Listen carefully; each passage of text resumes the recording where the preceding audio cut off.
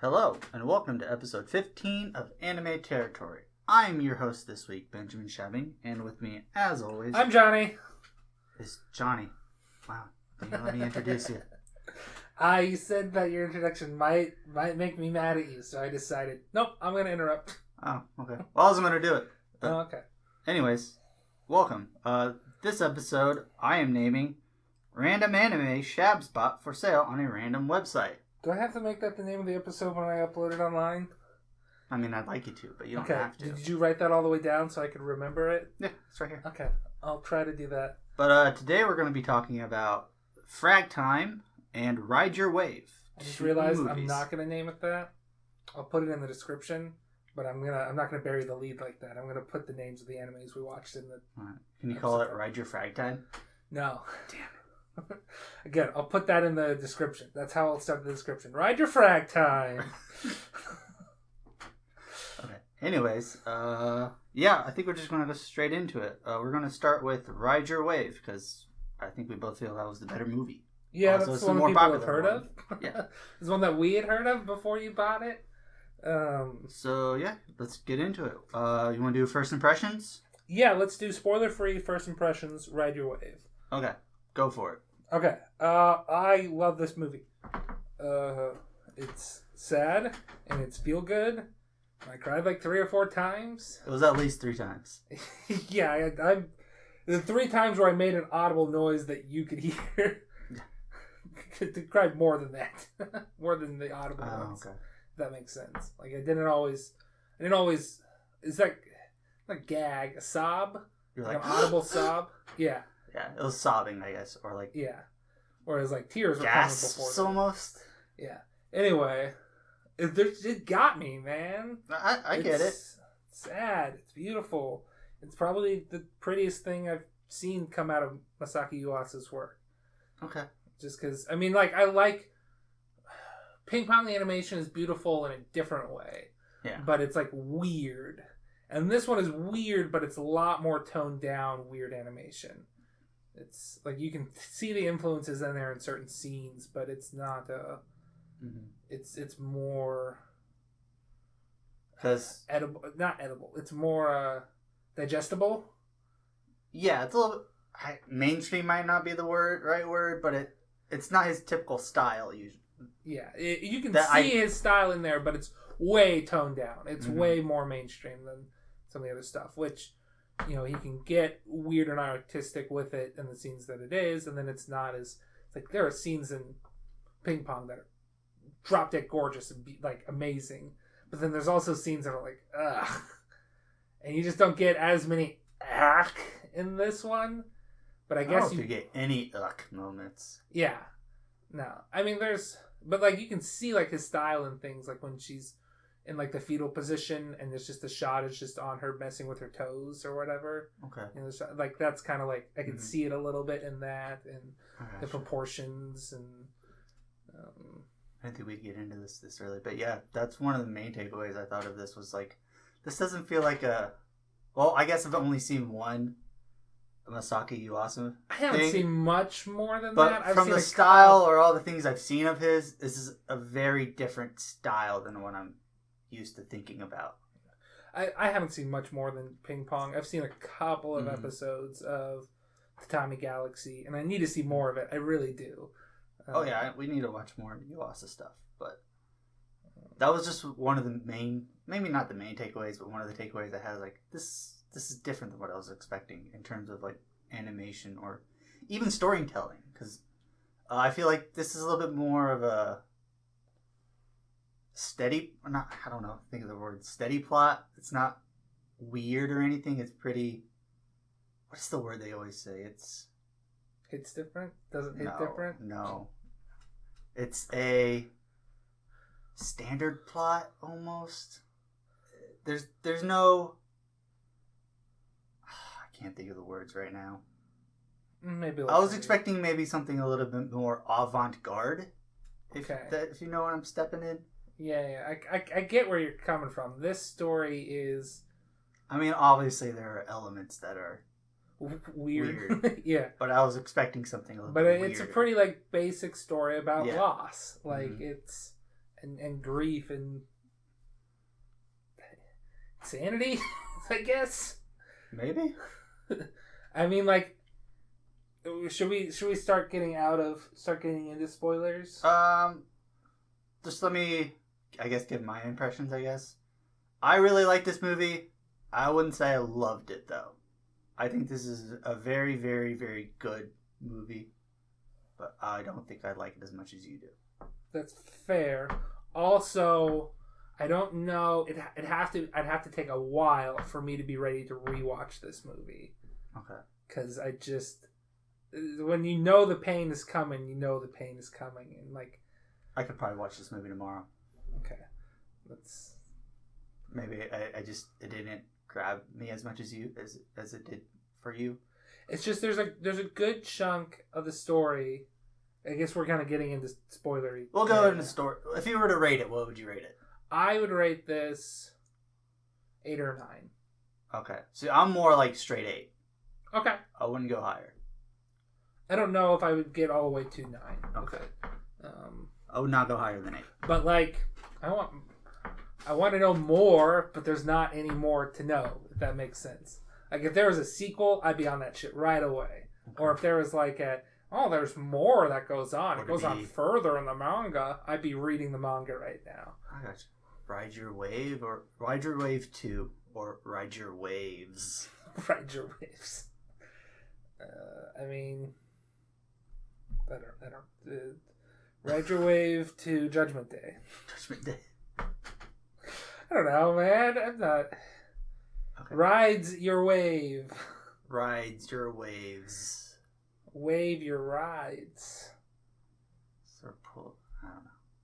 Anyways, we can start talking spoilers / plot in general. So, I mean, the first spoiler, like I showed to you earlier today, is technically not said in the trailer, but if you don't get the fact that one of the main characters dies and a lot of the movie is spent with him dead, you're pretty oblivious. You're pretty oblivious after watching that trailer. Yes. And that's where I think the part that would hurt me, because there's a good chunk of the movie where they're dating. The first third of the movie is them dating.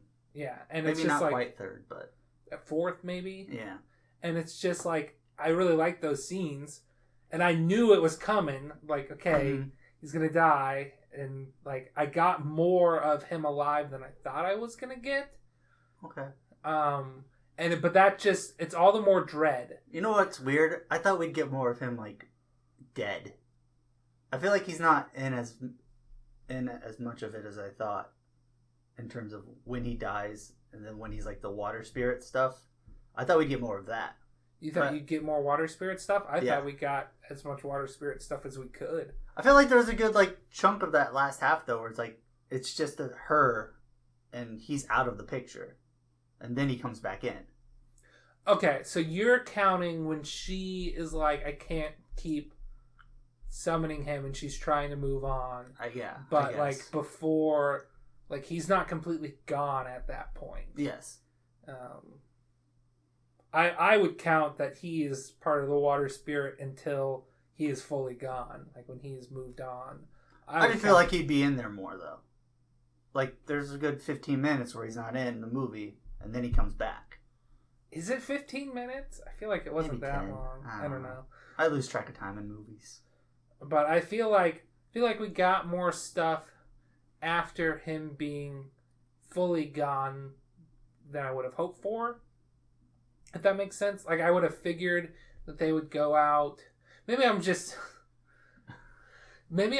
used to Makoto Shinkai, where he ends on like a really positive note, but then you don't see anything, like you don't get much of an epilogue. Whereas you got more of an epilogue with this movie. I was expecting to not get much of an epilogue, if that makes sense. So I was pleasantly surprised when we got an epilogue. Okay. But I feel like he was there as a water spirit for about as long. Like, what else can you do with him as a water spirit? That's true. So I feel like that was timed out. Let's do a little bit more plot stuff. Let's kind of talk about the movie a little bit. Okay. I feel like we're jumping too much already. Yeah. Which is fine. This is fine, I guess. So What are the characters' names? I only wrote down 2 character names. Okay, that's fine. Is it the 2 main characters? Yes. Yes, that's fine. Minato is the guy, the boyfriend who dies. Okay. And Hinako. Hinako. Okay. Because I didn't write down their main names. Character. Okay. I know another one is Wasabi. Wasabi is his friend. Yes. Another main character would be... The sister. The sister of Minato. I didn't write her name. Yoko. It's Yoko. It's Yoko? I think so. Of course it's Yoko. Yeah. There's a few other characters sprinkled in here and there. Like, she's got friends of hers in college and her mom. And... Was it the viper in the bowl or something? The scorpion and the viper, yeah. No, but this is mainly just Minato and... Hinako. And I would say Yoko and Wasabi are... Hinako and Minato. Yeah. Minato. They've got very similar names. Yeah. It's throwing me off a little bit. Okay, I got it. I wrote it down. But I would say Wasabi and Yoko are big characters too. Okay. So we follow Hinako moves to an ocean town to go to school. Yeah, to go to college. She used to live there as a kid, but then her dad got a promotion or something, or a job change, and they had to move. She was really into surfing as a kid. She's still really into surfing. Mm-hmm. She doesn't necessarily know what she wants to do with her life. I think she's studying oceanography or something. Yeah, she's going to school for oceanography. She don't really see her go to school very much. But, no, we don't. But that's not what the movie's about, so that's fine. So she goes out surfing. They're 2 firefighters in... I guess one of them might be technically in training, but I guess they both go to that fire right away. But there's 2 friends that are firefighters. Our main character, Minato, and then his friend, Wasabi. Mm-hmm. And they see her surfing, and he's like, hey, she's back. He's like, you know her? It's like, that's my hero. Vague. That's all we get from that. Yes. I didn't think of anything of it. Yeah, it's just like, okay. I definitely noted it. I'm like, when that scene came up, what I thought was, oh, she must come here often. Like, she comes here every summer or something. But I don't think that's the case. I think she comes here. She hasn't been here since she was a child, sort of thing. And I didn't take it as anything more than that. And then later on, when he's like, I've always wanted to learn how to surf, you could kind of think that, oh, hey, she was just, very impressive on the surfboard, so he was... Yeah. Impressed by that sort of thing. Anyway, she gets directions from Wasabi at one point to get back to her apartment building. Though she doesn't, like, when she meets him later on, she doesn't remember that was him until he brings it up at some other point. To be fair, he was in his uniform. Yeah. And it's like, okay, I met you once, and it's like, am I expected to remember everybody I've met once face? And the answer is, that happens to me sometimes. I'm fairly good with face recognition, but that doesn't mean I know you or like where you're from. Like I might have seen you before, but I'm definitely not going to bring it up. There was somebody in one of my honors classes that I'm like, I have seen that person before, and I saw them once in high school at like I don't think it was a math team competition. I think it was a WISE competition where it's like she was one of the people that won the English category or something. Mm-hmm. And like, she just had distinctive features. And then... Go ahead. She had like a strong jawline or something. Strong jawline. Okay. I can't... But I'm like, okay, hey, this is a person that... I'm not going to bring up the fact that, hey, I've seen you before. Yeah. Especially not because like, I never talked to that person. They were on stage at something. But it did come up eventually because, I was in a class and talked to them, sort of thing. And it's like, oh, you were in that? And I brought up, I think I remember you from that sort of thing. So, it happens. People stick out, and then sometimes you remember them, and it's weird to bring up, like, oh, remember how we met that one time 4 years ago or whatever? Like, so anyway. But there's also just the fact that, I don't know, how am I gonna? Doesn't matter. I'm getting off topic here. while she is in her apartment building, there's like a construction building right next to her, and some college-age kids, high school-age kids, hooligans setting off illegal fireworks, and the building catches on fire. The building she lives in. Yep. She runs to the top of the building for some reason, and then Minato rescues her with like a cherry picker because the fireman got called there. He then is just like chatting her up afterwards. Yeah. Like, you saved your surfboard. It's like, I'd love to learn how to surf sometime. She's like, yeah, let me show you. And then they basically go on a date. Yeah. And then they decide to keep dating.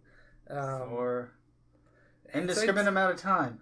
The start of a school year is April in Japan. Okay. So it's probably April or spring in Japan.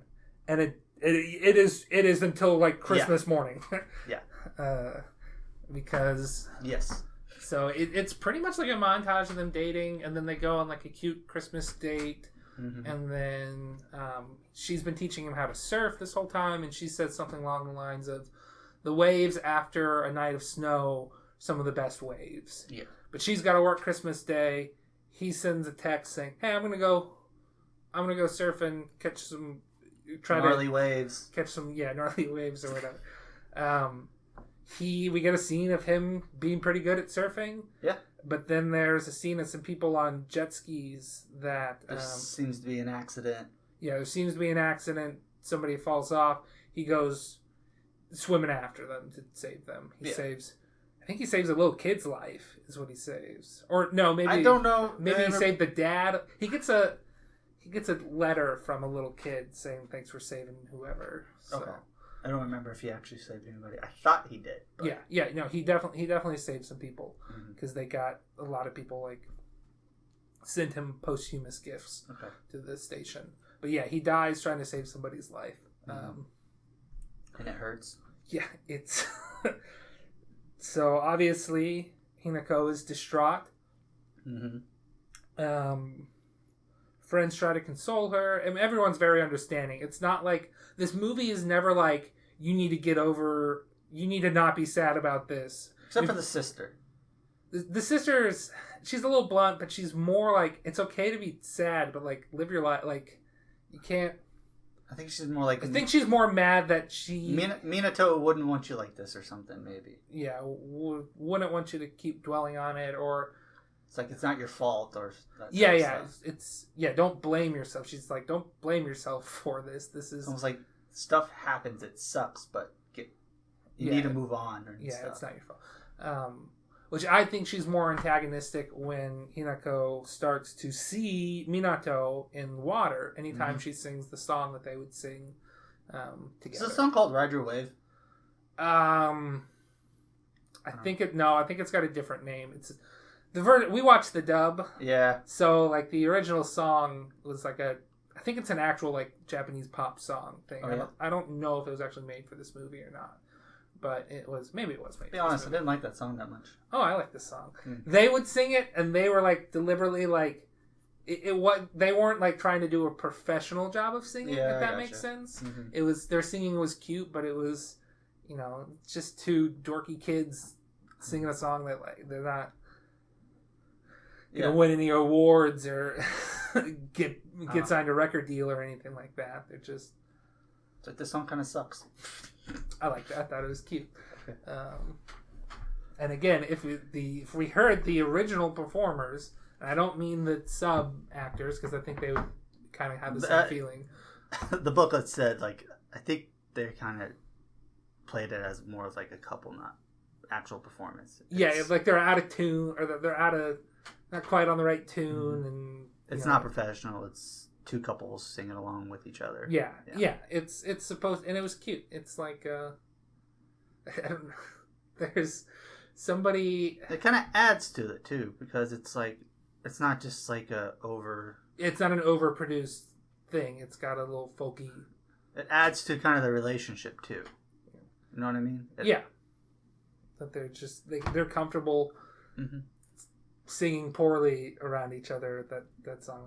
Anyway, anytime she starts to sing that song, he shows up in the water, whatever water surface she's looking at, and he can talk to her, but nobody else can see him. He can manipulate water, like he saves her phone from dropping into the river there. There's the end part too. Well, I know, but I'm building up to that. Yeah.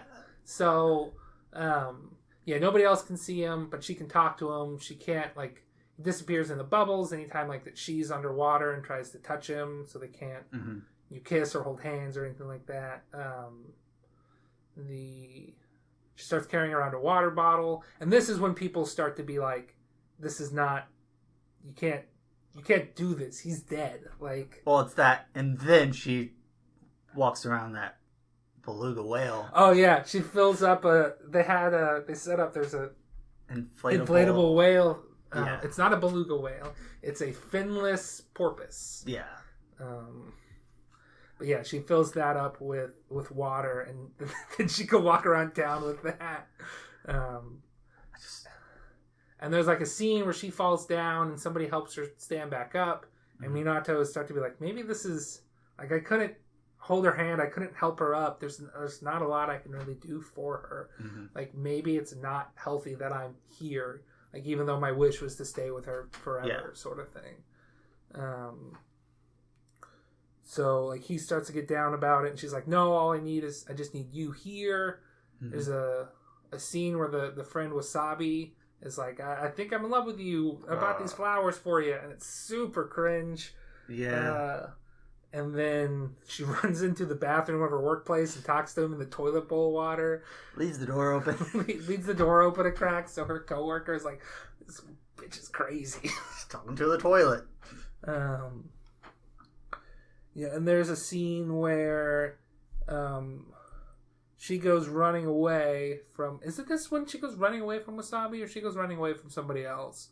And she's, like, outside, and there's a crash near her. That's Wasabi. That's when she runs away from Wasabi. Okay. So there's a crash near her, and there is somebody, like the car, semi-trailer is on fire, and he uses his powers to put out the fire. So we're like, the first hint that what he's doing is actually real. She's not just crazy, I guess. Though, that's not a... let's still say it's still kind of vague if it's part of her. Obviously, he affects the real world. Yes. In this movie, and the lore of this movie, taking at face value, he is actually there and actually water spirit. Yes. But I feel like the message of this movie is not necessarily that. There's, you know what I mean? Like, I don't think so. I feel like the deeper theme is that this.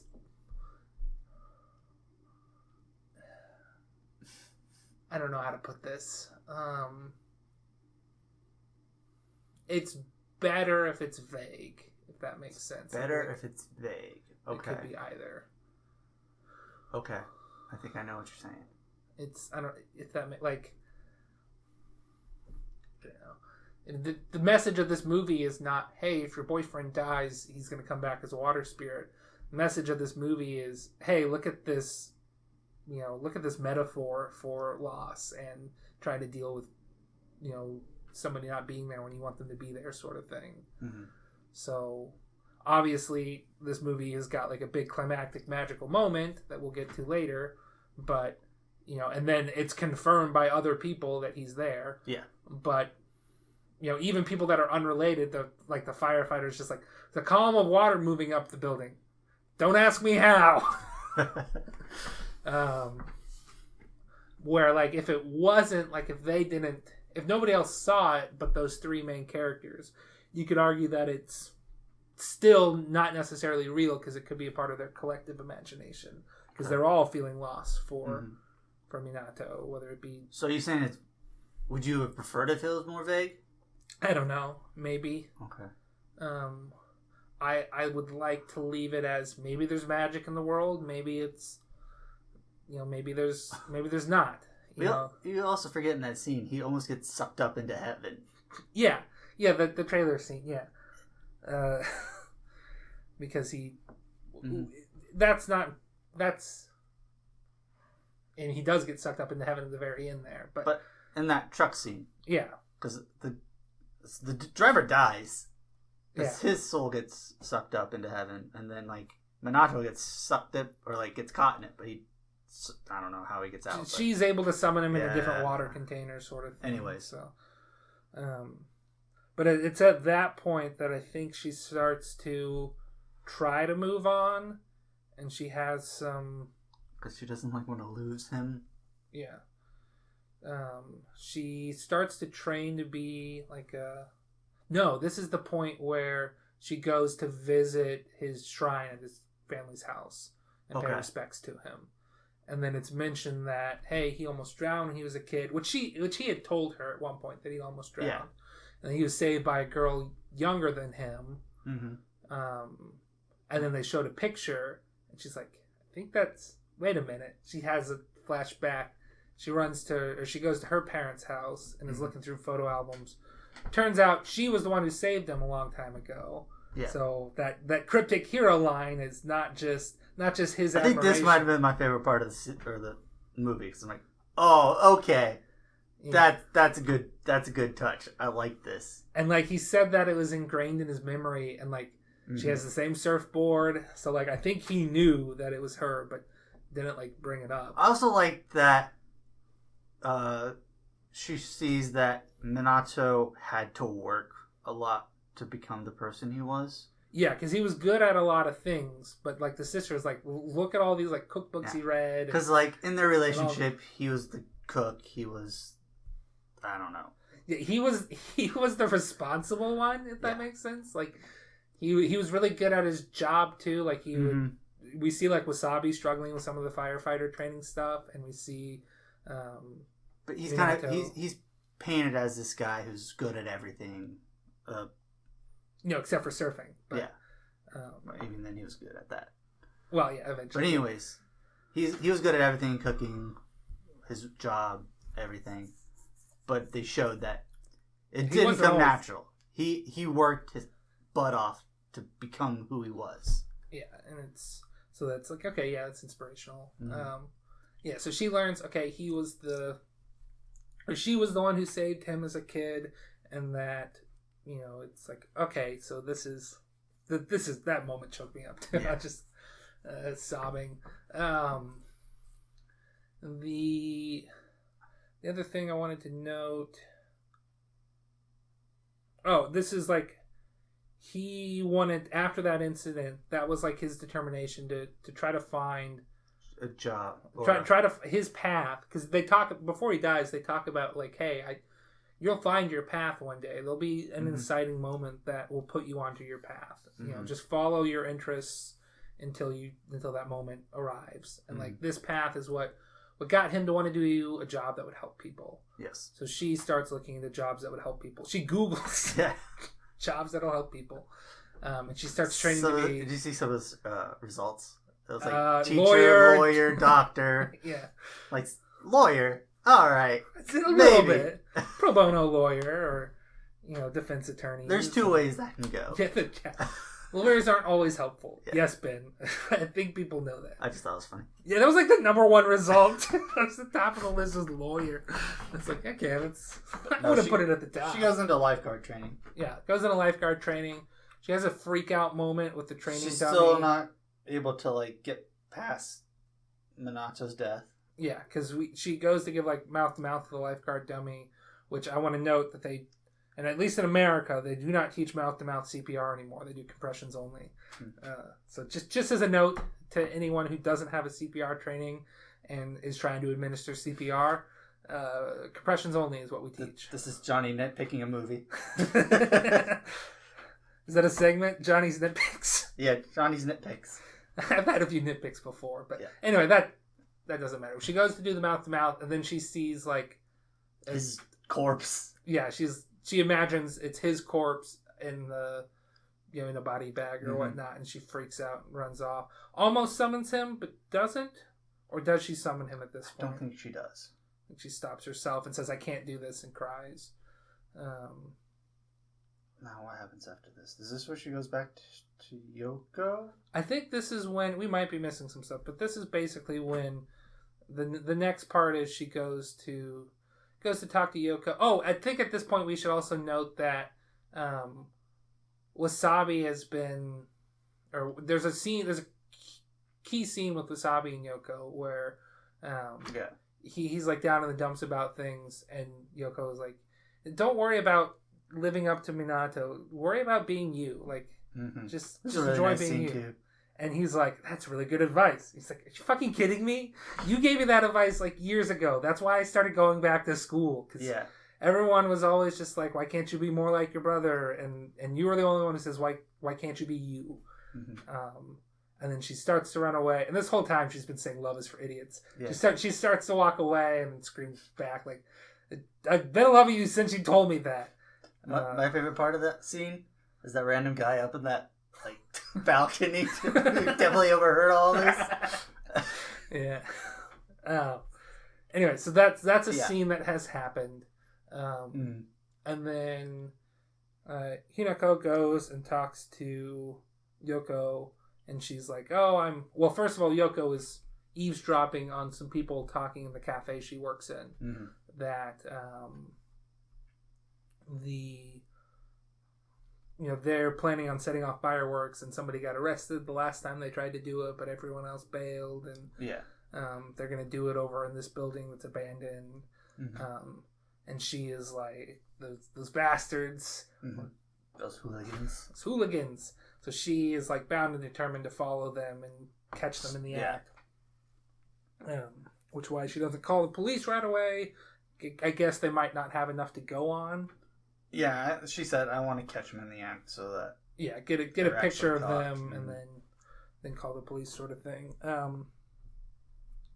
guess it's a point before this where Yoko says that she's going to try to... She's working at this cafe so that she can try to get into a management position and eventually take over one of the branches, because it was... One of the things that Minato thought about maybe doing with his life was opening a cafe. Is another thing that he was interested in. Yeah. So, we get that scene. I think that's a little bit before this actual scene, though, because I think it transitions to... That's before this scene. Yeah. Anyway, they follow them. They go to this abandoned building, which has a giant dead tree. Yep. Which they decorate every year for Christmas. Well, they did. Yeah. This building's abandoned. Yeah. That tree is dead. Yeah, anyway. They don't decorate a dead tree. No, because it was dead the year... This is the same place that they went to for their Christmas date. No, it's not. That's a different building. That's a different building? Yeah. I'm like... The building they went to had a electronic tree, because they made the tree in the shape of the office buildings. Yeah, I think it's the same building. No. Those buildings have two very different shapes. Okay. The Christmas date building is more like square. This is a circle. This is a circular building. I'm not going to argue with this right now. So instead... Because I'm right. Instead, let's take a break. And we're back from our break. And Ben was right. Ha! So I just wanted to note my confusion. One for me. My confusion came because they do specifically say... They're going to a building with a giant Christmas tree. So I just figured they were the same building.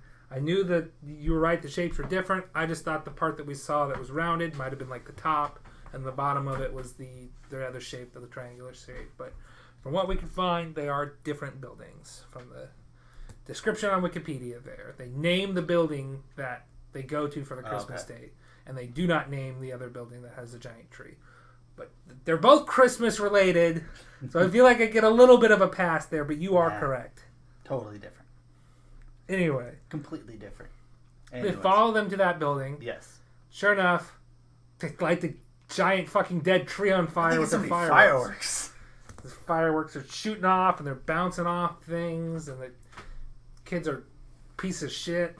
Is this one you bring up? Yeah, let's talk about it. All right, this might be our most controversial take. We might lose our viewer for this. Our one viewer. Fireworks suck. Yeah, fireworks are overrated. Before this movie, I just thought they're kind of boring. Mm-hmm. I guess if you're really close and it's a lot of them done quickly. It can be kind of interesting, or you have like interesting. Yeah, the best ones. part of fireworks are like the grand finales. But like where we're from, they shoot off one firework, and then another one. They don't shoot off. And they're not like very varied. They don't spell out anything or make cool. No shapes. American flags. It's just one after another, and then you get a finale. Yeah, so it's I don't know fireworks or whatever to me, and then this movie, fireworks just. I feel like they might be cooler in Japan. Like, Japanese fireworks might hit different. Maybe I don't know, but I mean a lot of like the personal fireworks you can get are like the shitty personal fireworks you can get in America, so that might have something to do with it. And these were illegal fireworks. Yeah, they were professional grade fireworks that they did not have a permit for, which that happens around here too. But that's true. Well, they were illegal in Illinois. Yeah, I think they still are. Anyway, but it's just like okay, they're the villain in this movie. Yeah. Fireworks are the villain. They caused 2 fires. The same group of people shooting off fireworks causes 2 fires. Yeah. It's at this point where they call 911, but they have to like jump a floor in order to like avoid the fire on the floor they're on. And Yoko hurts her leg doing it, so she can't really walk by herself. Yes. She did say that her leg hurt before that. Because she got burnt. Oh, that's true, yeah. But the fall probably hurt it more.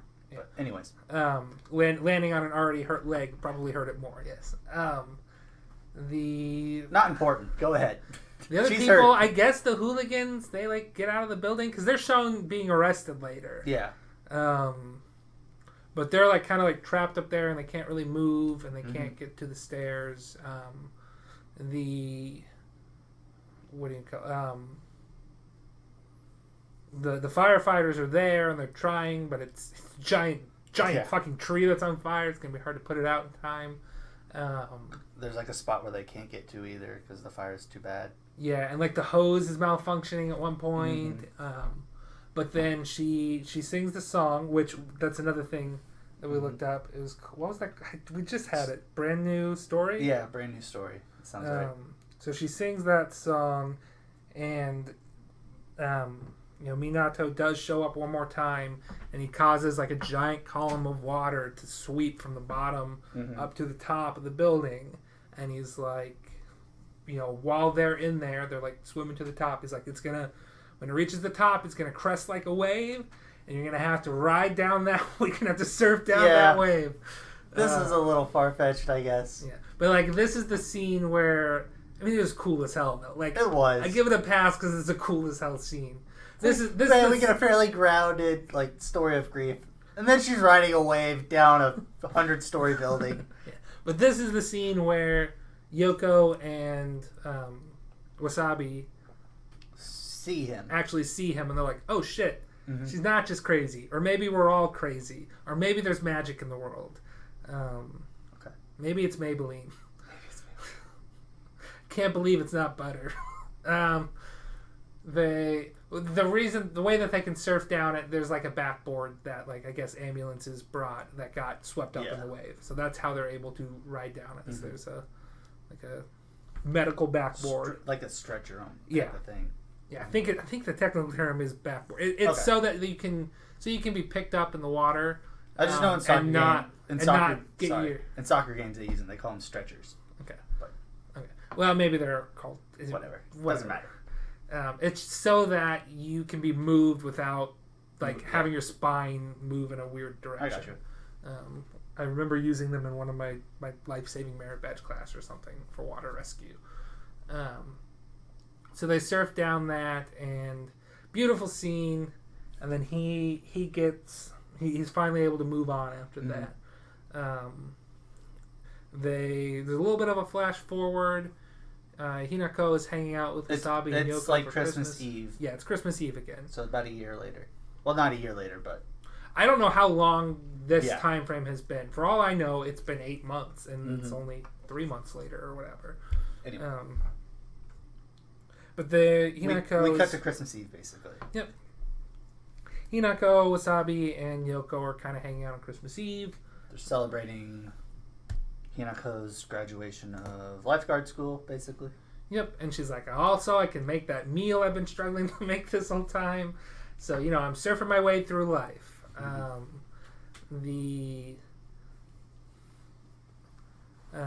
They're outside, and they see, like, the giant Christmas tree building. Yep. Not the one that was on fire. The one that that was their Christmas date on. That lights up, and they're like, oh, you guys should go. They got, like, lovers. Love exhibits and stuff, whatever. Yeah. So it's like, okay, yep, they're a thing now. It's like, I'll go if you go. She's like, this sounds kind of stupid. And I was like, I don't know, it sounds romantic. She's like, okay, let's go. I love Oko. Oko's but like as part of that, and this was set up on the original Christmas date, they'll read out prepared messages. Like, the first message that was read out on their original Christmas date was, "Will you marry me? Merry Christmas, will you marry me?" And then there was a message from Minato on there saying, like, hey, I hope I can spend every Christmas with you. This was submitted exactly a year ago. Yeah. And it's like, I start crying. She started crying. She sees, like, a puddle. That movie didn't have to do this. She sings the song, and he does not appear in the puddle. So he is truly moved on. This scene hurt more than, like, when he died for me, I think. Well, I knew he was going to die. Yeah. It's like, oh... Man, I felt like she just got over, and then you just do this to her.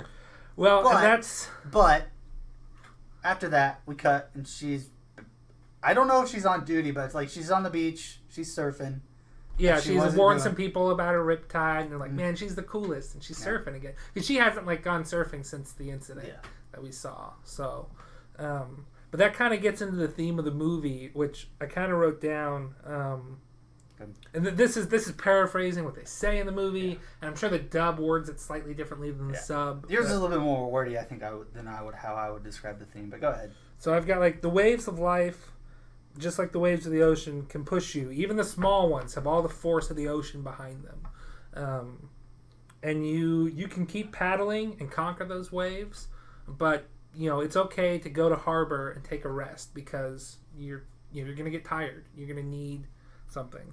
And he's like, when he was a water spirit, he's like, I can be your harbor for the waves of life, but like, I want you to go and ride those waves again. You're great at surfing, you're great at life. You can.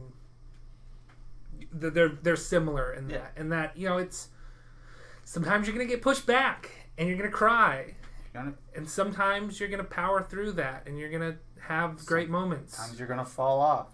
Yeah, it's gonna happen, but the great moments, are going to make up for the moments that you fall and the moments you get pushed back. So I'm sure the movie does a much better job. They have a lot longer time to do it, but that's kind of the theme, and I like it.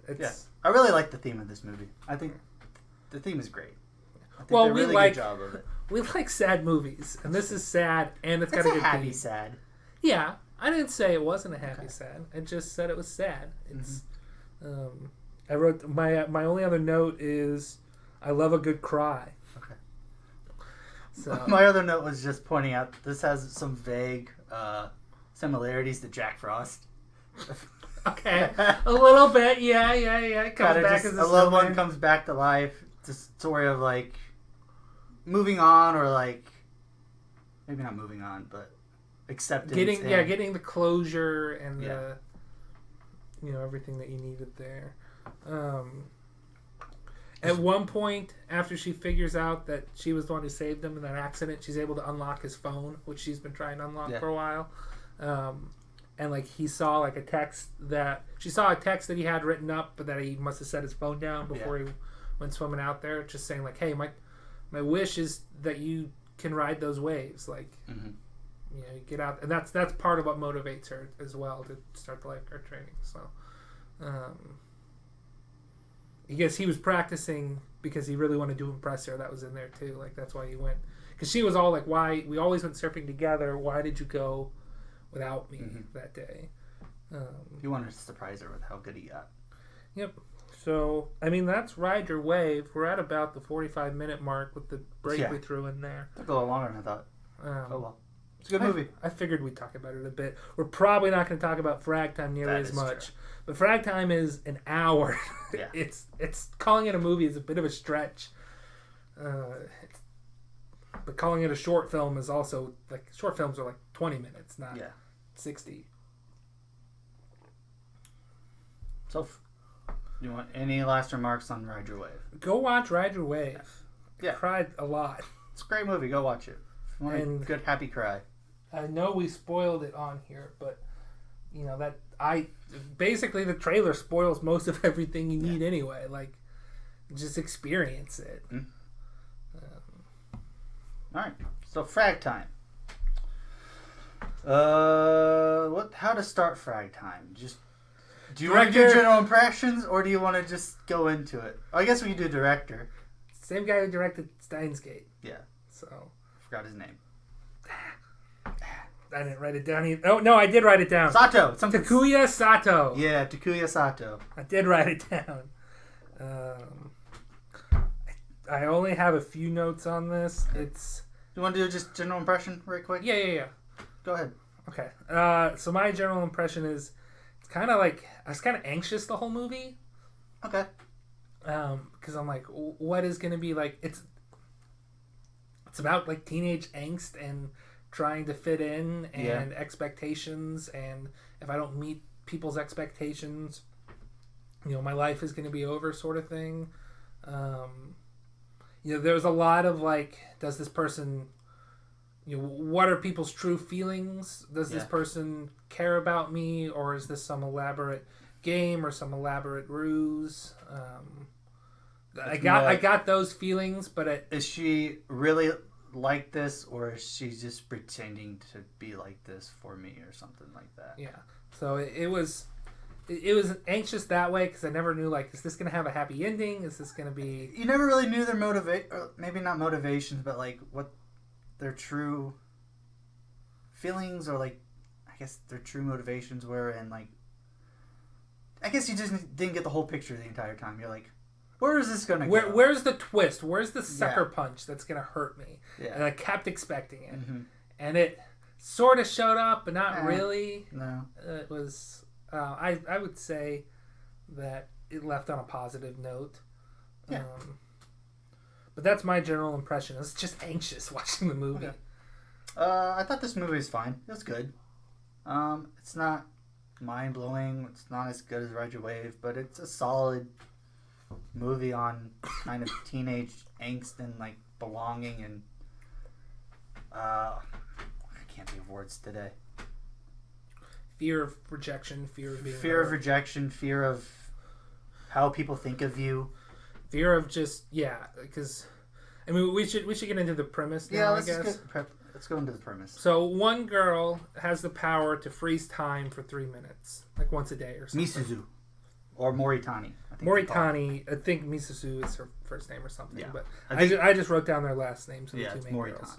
So she will like use this to avoid like talking to people that she doesn't like, anybody, honestly. You might have skipped her part with the powers. She has the power to stop time. I said that. Okay, I didn't. She can freeze time for 3 minutes, like once a day. Okay. And then you went immediately into her name. I didn't catch that. Sorry. Okay. Go ahead.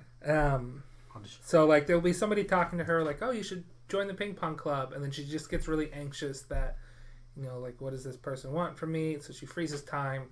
She runs away. Yeah. And then she's outside of her classroom or whatnot. With time frozen. And she sees this girl that's just sitting there reading. She goes over to her and peeks up her skirt while time is frozen. Mm-hmm. Well, it turns out that person, Murakami, is not frozen in time like everybody else. Or maybe she becomes unfrozen. Yeah. I took it as she came unfrozen at that point. There's like a scene where she smiles or something. And, don't ever really get an explanation as to where the powers come from or why exactly Murakami can be unfrozen, though it's hinted that, like, she wanted time with her because she likes her, sort of thing, so that's why she was unaffected. Anyways, but the movie becomes them kind of using this power to unwind or to spend time together, to get back at somebody at one point. Sometimes just for mischief. Yeah, for mischief. Or sexy time. Yeah, or sexy time. But I have a feeling that, like, anything that Murakami does in that is her way of like unwinding, of being different than what people expect her to be, sort of thing. They kind of start to develop a relationship, though. Like I said, it's a lot of how does this person really feel about me? Are they using me? Am I okay with them using me because I like them? And it's kind of. I wrote down Hedgehog Dilemma in here, which you don't know what that is. I don't think I know what that is. So this is a major theme in Ava. I think it's brought up explicitly in Ava at some point. Okay. But the Hedgehog's Dilemma is hedgehogs need to cuddle together sometimes for warmth. They need to get close to each other for warmth. But hedgehogs have spines. Mm-hmm. So if they get close to another hedgehog, they're likely to get hurt from the spines. So it's kind of a fear of intimacy. It's a fear. The hedgehog's dilemma is, if I open myself up, I am opening myself up to get hurt. So maybe it's better if I don't open myself up because then I won't get hurt. And that's kind of what this is teetering around is, can I be who I really am? Can I bring up this difficult topic?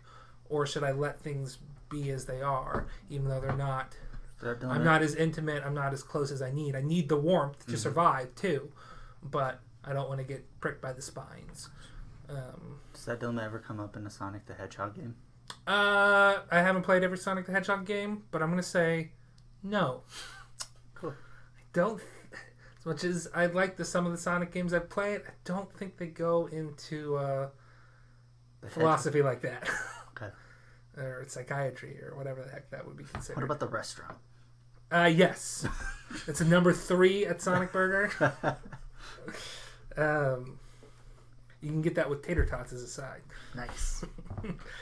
But yeah, it's like that. They're like, a lot of people think that Murakami is a slut because like she just kind of. She never stops people from spreading rumors about here. She's never like, no, I'm not in a relationship with that teacher. There's rumors that she lets the teacher like feel her up, or like. And I don't know if that's never really. We never really get an answer to that, if that actually happens or not. I'd say no. I would hope not, but it's just kind of like she tries to be the person that everyone wants her to be, to the point where she memorizes a bunch of. Like, that scene hurt. Yeah. She has like note cards on every single person in her class on like who they are, what their likes are, and basically what do I have to do to have them like me almost. Yeah. And like we find like her note card for the main girl, the girl who can stop time, and it's just like she will fall in love with anyone who is like feels safe and gives her attention, doesn't matter, preferably a girl. Yeah. It doesn't matter who, preferably a girl.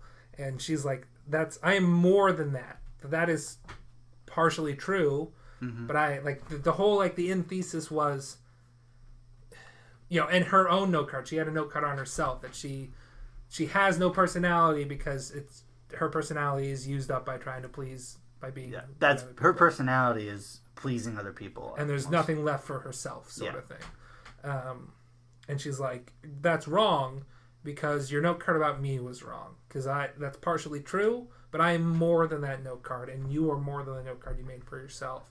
Mm-hmm. And if you want to be like that, that's who you are. But don't like. I don't know what the end all message was. Like, I guess because at the end, meet a middle ground. I guess we just went straight to the end, didn't we? Anyways, so basically the thing was there were 2, I guess, hypotheses on why Moritani could stop time, and why Murakami could also was with her. The first one was that Moritani wanted to spend time with Murakami. That's the reason why it happened.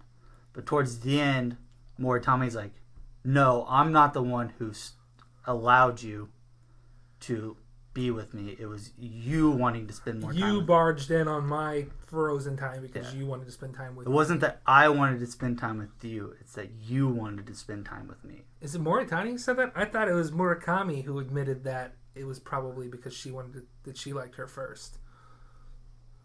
Well, yeah, that's what I said, wasn't it?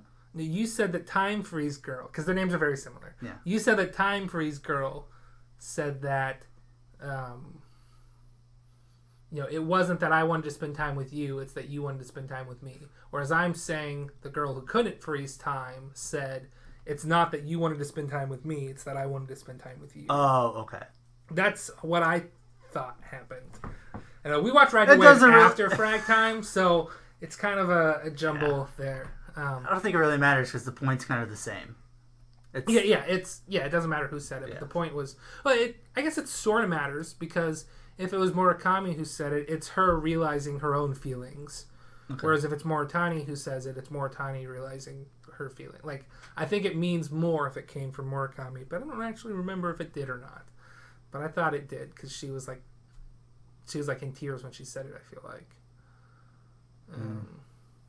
Either way, we did skip right to the end. We did. And I feel like that was kind of because a lot of this movie doesn't matter.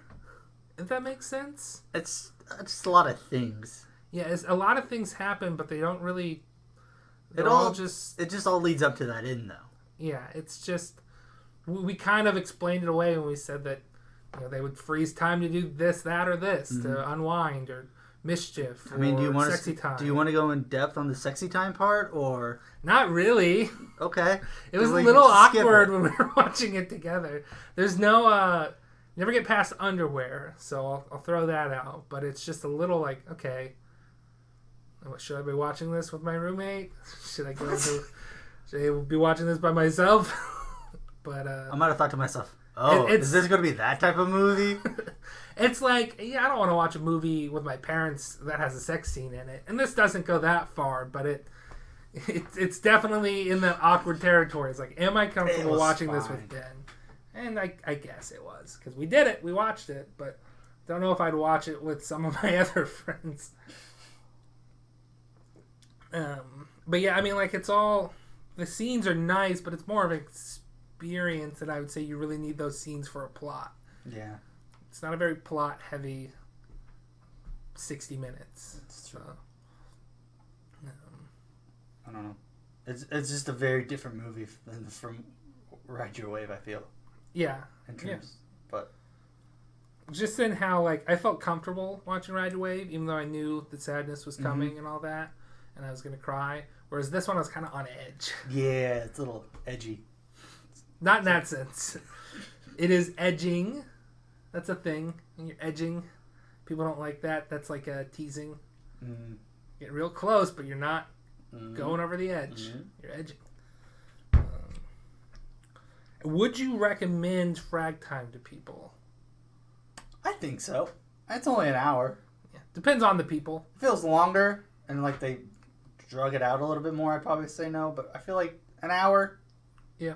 It is a good story. I like what they're saying. It's just kind of maybe not blah in the middle, but it's kind of like, okay, this is not. Yeah, it's not like, a lot of plot. It's not. It's just life. There are people I would recommend it to, but there are also people I would not recommend it to. So okay, like aforementioned, I would not recommend it to my parents for awkward reasons. Like, this is a movie Johnny watched? Heck yeah, it was. They might be like, finally, showing an interest in girls. It's like, stop it. I have an interest in girls. I'm just scared of them. They got germs. And they can say no to me. And hurt. I got a little bit of Hedgehog's dilemma there. Hedgehog's dilemma. I mean, but like, yeah, if you like, I guess, like artsy movie. I don't want artsy seems derogative. If you like The Green Knight, you'd probably watch this. You'd probably like this. Probably. Because I like both of them, so that's my basis there. I don't know, it's just I'm trying to think of a really artsy way to describe this movie. A meditative look at the psyche of American or Japanese teens in the 2000s and 10s. A meditative look at the psyche of Japanese adolescents. Boom, got it. That's going in the description. Write that down. There. Write that down. Write that down. A meditative look. A meditative look at the psyche. You know, we could have just re-listened to it so we wouldn't have to stop in the middle of the podcast. Well, I'd have to stop in the middle of me listening to it back anyway, so I might as well write it down now. We got time to fill. We're only at an hour. Oh we're at the runtime of Fragtime. We're at Fragtime, baby. It's Fragtime, baby. We passed Fragtime. The Japanese adolescents. I know I spelled some of those words wrong. Doesn't matter. Close enough. Spell check. I'll get it later. Boom. Got it. Got any notes that you want to bring up? Anxiety, True Emotions, Masks, Expectation, Hedgehog Dilemma, Takuya Sato, It's Fragtime Baby, Moritani Murakami. Those are my notes. Okay. I have more notes, but the only one that I want to bring up is, what would you do if you could stop time for 3 minutes? I wrote, go up against Bonesaw. But this power doesn't work like that. No, that does not work. They would count that 3 minutes as 1 second. So, nope. So Bonesaw would still be ready. And Bonesaw would be ready. He would be frozen. He would not be frozen in time because you wanted to go up against him. So he'd still kick your ass. Yep. I mean, I would recommend. I guess I'd recommend Fragtime if you're into that stuff. Definitely recommend Ride Your Wave to anybody and everybody that will listen to me. You want to give a rating for Fragtime? Fragtime, I'm going to give a 7. Yeah, that's about where I'm at. 7. If you're wanting a little bit more of a, again, meditative look at the life of adolescence. A meditative look at the psyche of the Japanese adolescents. Yes. If you're looking for that, I would watch Fragtime. There are some good things in it. It's just a little draggy, I guess. It's a little slow despite its short runtime. Yeah. It could have been 45 minutes. Yeah, maybe. Mm-hmm. Maybe not. I don't know. There's some of the... I think every scene was deliberate, so... But yeah, overall, pretty good Monday night. Yeah, we're getting this one recorded early. The episode... We watched the 2 movies the day after the Code Geass Season 2 episode came out. And we're recording it the day after that, so we probably could have recorded it last night. We should do more movies. We should. We will do more movies in the future. It's on the docket.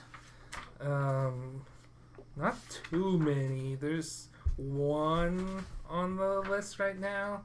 We'll do more. We'll do more. We'll probably... Do you think we'll double them up again? I feel like we'll probably. Okay. We're not good enough to talk about one movie. Yeah. I wish we were good enough. Oh well. I don't know. Anyway, if you liked us talking about movies, you should definitely leave a comment or tweet at us. But before we actually end the show, I need to talk about... Yeah, what's your number 4? My number 4 favorite anime. Hold on. I feel like this is important. Do you want to give a rundown of your top 10 so far? Yes. Because people might be listening for the first time. They're not going to know 10 through 5. Yeah, so... I'm going to give a rundown of my top 10 so far. I'm also going to give a rundown of your top 10, because we're having a repeat today. I think this is our first repeat. Oh, okay. Go ahead. So far, my number 10 is Ergo Proxy. Okay. My number 9 is Welcome to the NHK. My number 8 is Cowboy Bebop. My number 7 is Toradora. My number 6 is Fooly Cooly. My number 5 is Space Dandy. Okay. So that's my list so far. Okay. Your number 10 is Shampoo. Your number 9 is One Punch Man Season 1. Your number 8 is Neon Genesis Evangelion. Your number 7 is Your Lie in April. Your number 6 is Violet Evergarden. And your number 5 is Gurren Lagann. Okay. So that's where the lists stand currently. Okay. My number 4 is Neon Genesis Evangelion. Okay. So, is that where you expected Ava to be? Number 4? Yeah. Because Ava maybe has one been higher. spot higher. Ava typically, when I made this list, I upset my typical list making. Ava is typically around number 2. Because I know 2 of your top 3. I don't know if I know the third one. You should. I should. We're gonna... Oh, I might know the third one. Okay. Yeah. Evangelion, I might have thought maybe be a little higher, but this is about right. Again, typically, there was a major upset when I established this list, or I moved something that was previously in the number 8 slot up to number 1. So it pushed a lot of things back. Yeah. So Ava is typically around number 2. Yeah. But it getting beaten out by one other thing other than that major upset is fairly typical because my top 3 were very fluctuating at times. Gotcha. But I mean, I don't know what else I can say about Ava other than it's Hedgehog Dilemma. It's relevant that it came up in Fragtime. Oh my god. Full circle. Yes. We already talked about it on the episode that you did. I don't know which episode we talked about it on. So you should probably kind of talk about it again maybe a little bit. Yeah. So it starts as a Monster of the Week show a little bit. And then just, okay, here's an angel. We have to fight it. Mm-hmm. But it just goes into... It's a meditative look. It's I don't know how to just it's very psychological. It's fucked up at times because people are fucked up at times. Mm-hmm. It's it's very much I don't want to get hurt, but I want to be loved. It's it's going back into Code Geass. We talked about how Charles and spoilers for Code Geass. The Emperor of Britannia wants to have everyone have like the same consciousness. Okay. And that's a big thing in Ava is like if we're all the same, nobody will be different, nobody will be hurt, everyone will be loved. And then they go into like it's not really love. It's there is no love without chance of getting hurt. Just like there's no there's no happiness without sadness. If you don't have something to contrast it, then you can't experience the extremes there. And I wholeheartedly recommend binging it. It gets a little slow towards like 8 to 15 or something like that. Yeah. But that's when it starts to it really starts to be like, oh shit, what is going on here? This is crazy. I would say it's a classic for a reason. Yeah, no, it's great. I would recommend binging it and watching End of Ava, starting it at like 4 a.m. and finishing it around 6 a.m. and then just sitting there and thinking about it. So we'll probably watch End of Ava at some point soon. Yeah. Maybe not for the show, but for me, just because we need to. Yeah. So yeah, number 4, Evangelion, first repeat on the list. I have a feeling... That's the first repeat. That's the first repeat. Okay. Because you put Shampoo instead of Bebop. So, that is true. I have a feeling that there's going to be a lot more repeats coming up soon. In fact, I know there's going to be one. That I know... I don't know who's going to say it first. But I know that... one of mine is going to be a repeat of something you've already said. Okay. I know what it is now. 2 of mine, or the other one of mine, is going to be on your list as well. Yeah. I don't think my number 1 is going to be on your list because I think my number 1 would have been higher up your list. Like it wouldn't have made it to this echelon. Sorry, higher as in it would have been like 10 or 9. Oh, okay, yeah. Not ranked higher. The number would be higher. You would have already said my number 1 if it was going to be on your list. Gotcha. So, but at least 2 of mine are going to be repeats. Yeah. I know your list now. Yeah. You should. I mean, I read it to you forever ago. You should know the major upset. Yeah. And then you should know what used to be in its place. So, but that's my number 4. That's this episode. So, next week we'll be covering the show Princess Jellyfish. Which I have stated is the first anime I've basically ever watched. So we're going to revisit it. Yeah. See if it holds up. You've watched stuff before, but it's the first one that was like not not you thinking of it as a cartoon or you like watching an episode. This is the first time I took the genre serious. I'm like, "Oh, okay. This is what this can be." Yes. So this is a historic anime. So yeah, we're going to revisit it. But that's this episode. Thanks for listening. Be sure to follow us on any podcast services that we are on, such as Anchor, Spotify, Google Podcasts, Breaker, Podcasts. I think, is one or something. or others. Yeah. Anyway. We're also on YouTube at Anime Territory. And follow us on Twitter at anime_territory. Yep. We'll be streaming hopefully more often at stream name is currently Dominigoku. There will be Chrono Trigger Stream 4 will come up the week before this episode released because I already have it uploaded and scheduled to release. Nice. Next Sunday. I was on the ball about it instead of waiting 3 weeks. Anyways, thanks for listening. Catch up if you haven't seen the ones before, and we'll see you next time. Adios. Bye. And go ride your wave. It's Fragtime, baby.